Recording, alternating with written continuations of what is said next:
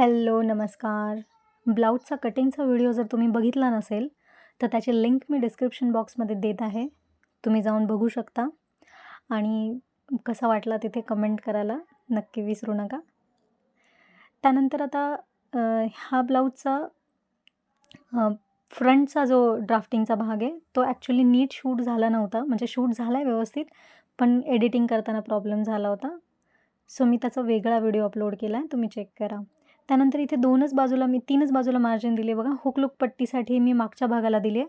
जर तुम्हाला hook look पट्टी पुढच्या भागाला ठेवायची असेल, तर तो भाग पुढचा मी बंद बाजूला ठेवला आहे, तुम्ही ओपन बाजूला ठेवू शकता. हुक लूक पट्टीच्या साईडला मी फक्त अर्धाला 1 रेष कमी एवढंच मार्जिन दिलं आहे. कारण शिवताना आपल्याला अर्धा इंचावरून शिलाई मारायची आहे, पण मार्जिन देताना थोडंसं कमी द्यायचं आहे. त्यानंतर मेन फॅब्रिकवर मी असं ठेवलं आहे आणि कट केलं आहे. त्यानंतर जोडून घ्यायचे हे सगळे पार्ट. मी सगळे पार्ट असेच तयार केलेत. एक्स्ट्राचा भाग कट करून मी हा एकच पार्ट दाखवला आहे तुम्हाला, कारण उगाच व्हिडिओ मोठा होतो आणि मग अपलोड करायला जाम वैताग येतो. तर सगळे पार्ट तयार झालेत आपले असेच. सगळ्यात पहिले बनवणार आहोत आपण पुढचा भाग. आता पुढचा भाग बनवताना मी बघा पहिले व्यवस्थित मोजून घेते आहे. बघा कुठेही कमी जास्त काही होत नाही, कारण आपण सगळं मापात कट केलं आहे. एकसुद्धा रेष इकडे तिकडे होत नाही आहे. सो अजिबात ओढू नका, काही नका करू, एकदम अल्लाहात जोडा. आता हे मी जरी फास्ट फॉरवर्डमध्ये अपलोड केलं असेल, तरीसुद्धा हे मी एकदम हळूहळू शिवलं आहे, कारण व्हिडिओचा वेळ खूप जातो. कारण हा मग जर एकदम स्लो मोशनमध्ये टाकला असता तर 2 तासापेक्षा जास्तचा व्हिडिओ बनला असता. हा नॉर्मल 1x टाकला असता तर. त्यामुळे मी एकदम फास्ट टाकलं आहे. 2 बाजू ज्या जोडतो आपण तशा जोडून घेतल्यात मी. डबल टिप मारायला विसरायचं नाही आहे. ठीक आहे. आता याला कमरेला पट्टी लावते आहे मी.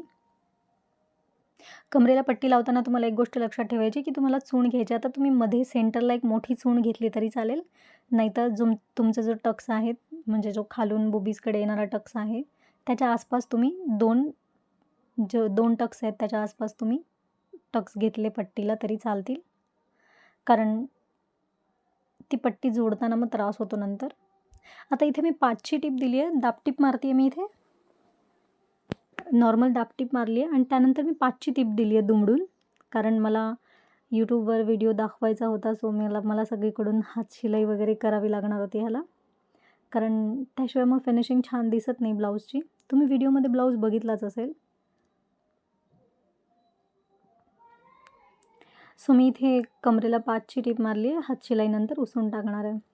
आता मागचा भाग जो आहे त्याला पहिले आपण हुक लूकची पट्टी बनवणार आहे. लूकची पट्टी बनवण्यासाठी बघा मी मार्किंग जे केलं आहे ते अर्धाला 1 रेष कमी जेवढं मार्जिन दिलं आहे त्याच्यावर मी मार्किंग केलं आहे. मी तुम्हाला दाखवण्यासाठी मार्किंग केलं आहे. अर्धा इंचावरून मी शिलाई मारली आहे. आता बघा एक रेष एक्स्ट्रा घेतली आहे मी. ह्याने काय होतं माहिती आहे का, आपला जो गळा आहे ना तो एकदम छान असा दाबून बसतो, असा उचलला जात नाही आणि मग गळा लूज पडत नाही. ठीक आहे. एकदम टाईट बसून राहतो गळा, होल्ड करतो तुमच्या पाठीला. पुढे जरी हुक लूक पट्टी लावली तरी तुम्हाला सेम गोष्ट करायची आहे. मार्जिन देताना अर्धाला 1 रेष कमी द्यायची आहे आणि शिलाई मारताना अर्धा इंचावरून शिलाई मारायची आहे. ठीक आहे. हुकची पट्टी मी इकडे उजव्या बाजूला बनवली आहे, कारण ऑब्व्हियसली मागचा भाग आहे हा, म्हणजे मागच्या साईडला ओपनिंग आहे. पुढच्या बाजूला आपण इकडच्या बाजूला उलट्या साईडला देतो. ठीक आहे. आता ती लूकची पट्टी मी ना खालून वरती नाही बनवली, ही वरच्या बाजूनी खाली बनवली आहे. बघा खूप छान फिनिशिंग दिसते ह्याची. एकदम खड्ड्यातून टीप मारायची, जशी आपण पायपिनला टीप मारतो ना तशी. खूप सुंदर फिनिशिंग दिसतं त्याचं. ॲक्च्युली हा ब्लाऊज घालताना मला कोणी हेल्पला नव्हतं, सो मीच मागे वाकडं तिकडं कसं तरी करून बटणं लावली होती. सो व्हिडिओमध्ये तुम्हाला मागचा भाग असा छान बसलेला दिसत नसेल, कारण मागचा भाग वाकडा तिकडं ह्यासाठी दिसतो आहे, कारण माझी हुक्स मी माझेच लावलेत स्ट्रगल करून. ठीक आहे.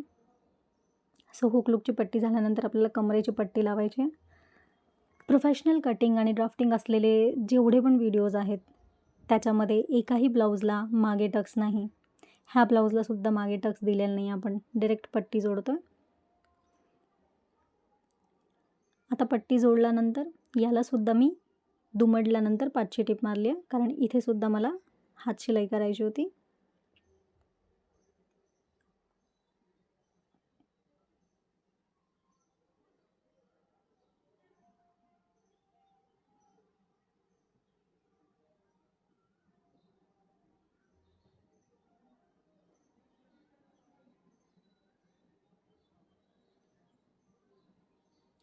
आता दोन्ही बाजूला पट्ट्या लावल्यानंतर आपल्याला गळ्यासाठी कॅनव्हास कट करायचं आहे.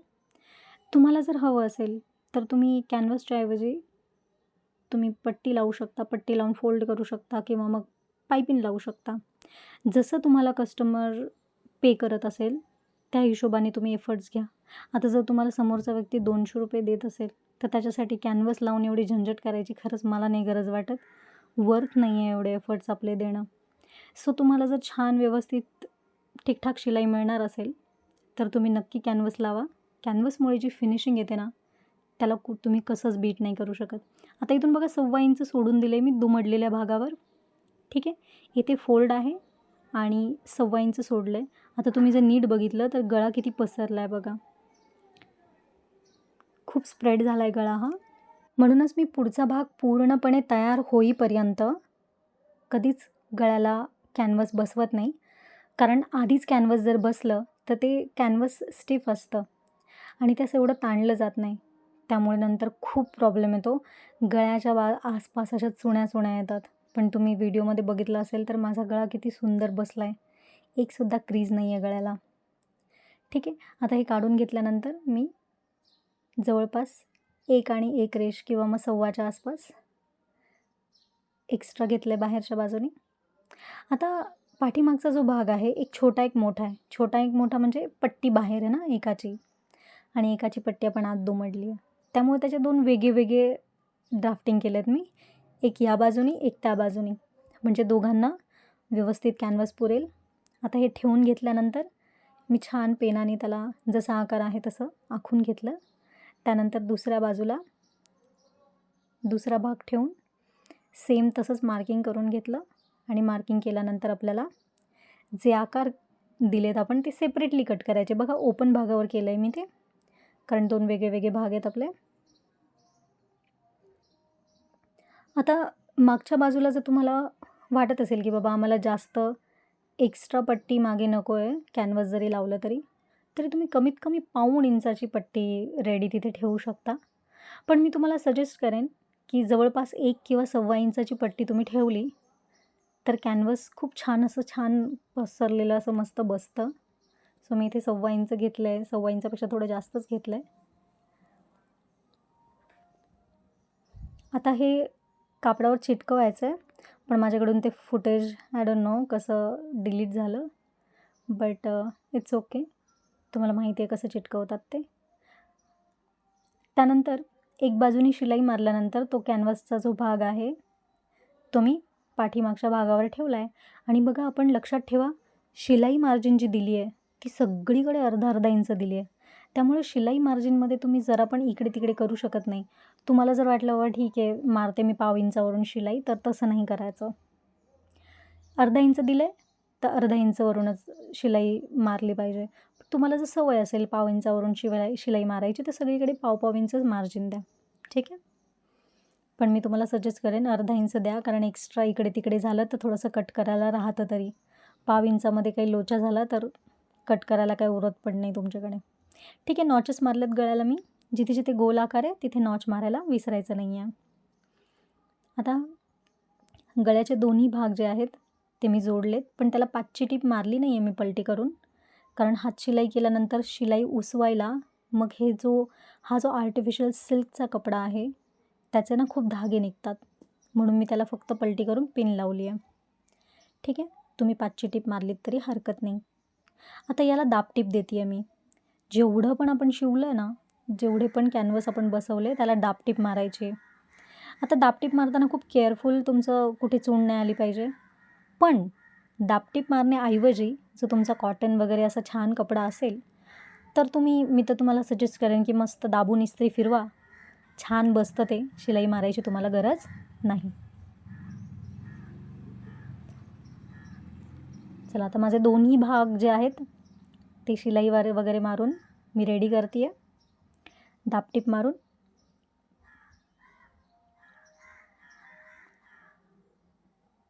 पुढच्या भागाला पण सेम मी तसंच दाबटीप मारली आहे.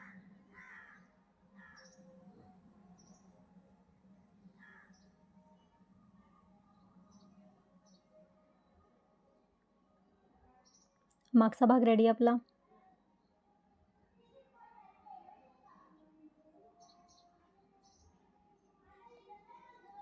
त्यानंतर पुढच्या भागाचा जोडताना मी मधला आकार कट केला आहे, कारण गळा खूप जास्त स्प्रेड होत होता आणि तो पुढचा गळा स्प्रेड होतो पण, कारण आपण गळारुंदी तुम्ही बघितलं जेवढी ठेवली त्याच्यापेक्षा जास्त तो स्प्रेड झाला आहे.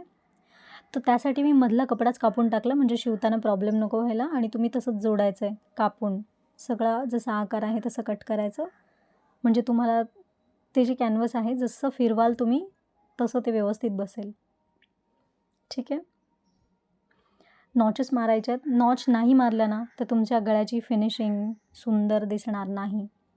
त्यामुळे नॉच मारा. आणि दापटीप बिलकुल ब्लाऊजच्या बाजूला आली नाही पाहिजे, ते अतिशय गावठी आणि विचित्र दिसतं. तुम्हाला जर छान असा क्लासी लुक हवा असेल ब्लाऊजचा, तर तुम्हाला जी दापटीप आहे ती पट्टीच्या बाजूनेच द्यायची आहे. त्यानंतर वरून कुठलीही शिलाई वगैरे नाही द्यायची.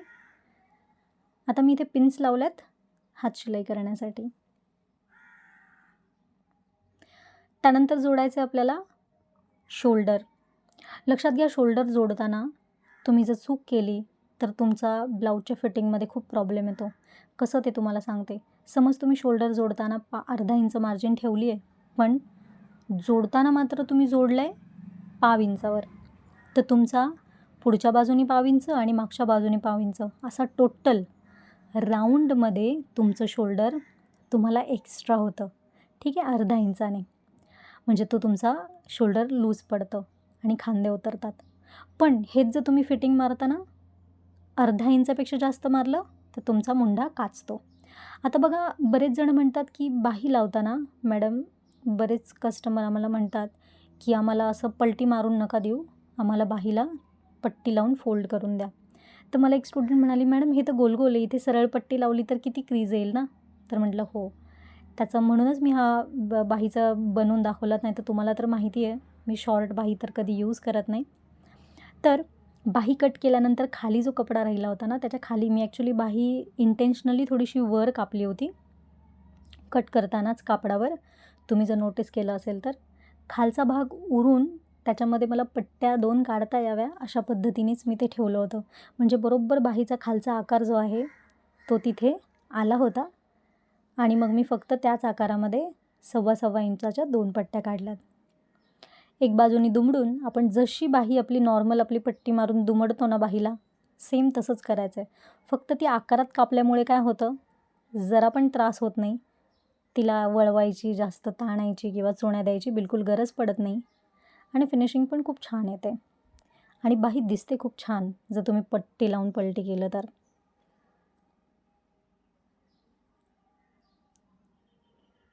बघा, आता दोन्ही बाह्यांना मी 5ची टीप मारली आहे, कारण मला बाहीला पण हात शिलाई करायची होती.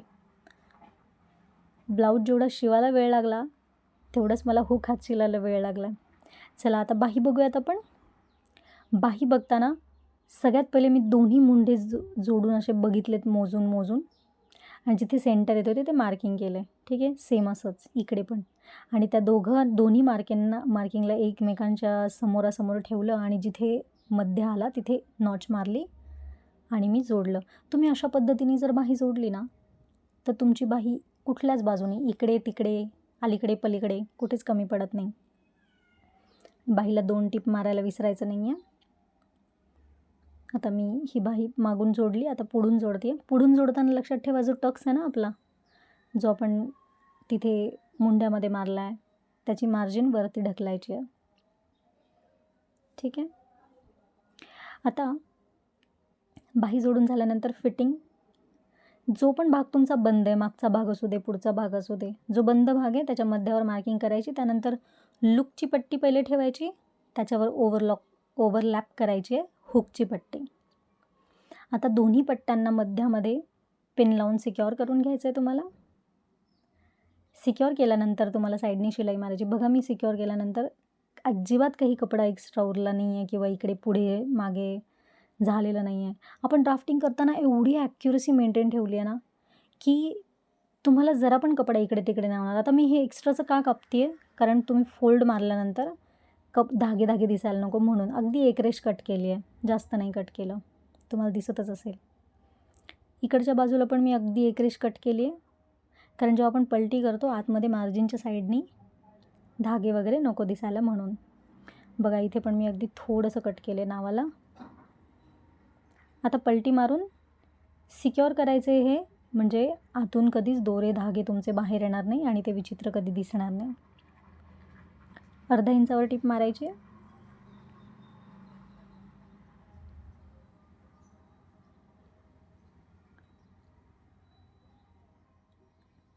टीप मारून झाल्यानंतर फिटिंगचं मार्किंग करायचं आहे आपल्याला.